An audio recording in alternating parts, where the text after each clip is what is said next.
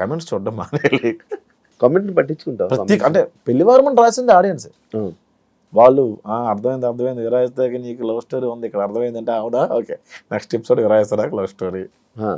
జేసీని ఇప్పుడు కొడతావు నాకు తెలుసు, జేసీని కొట్టాలా నెక్స్ట్ ఎపిసోడ్ జేసీని కొట్టాలి. ఈ 5 రోజులు మొత్తం ఆడియన్స్ కింద కామెంట్స్ తీసుకుని కదా పెళ్లివారం అంటే అంతదే.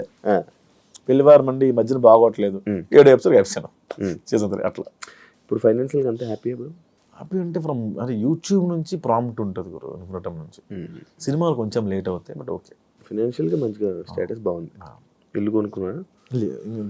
మాది పల్లెటూరు, గవర్నమెంట్ ఇచ్చిన ల్యాండ్లో గిల్ అవుతుంది కన్స్ట్రక్ట్ చేసుకున్నాను.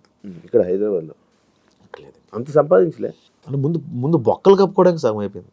చాలా అప్పులు ఉండేవన్నీ తీర్చుకోవడానికి సగం అయిపోయింది. తీర్చేసుకున్నాం మొత్తం. ఇప్పుడు బిగ్ బాస్కి వెళ్ళి 40-50 వచ్చింది అనుకున్న ఎగ్జాంపుల్, ముందు అప్పులు తీర్చుకోవాలి కదా. 50 వచ్చింది ఏం చేసి ఇల్లు అంట, ముందు బొక్కలు ఉన్నాయి కదా. ఏం నేర్చుకున్నావు కొత్తగా నువ్వు ఇండస్ట్రీలో?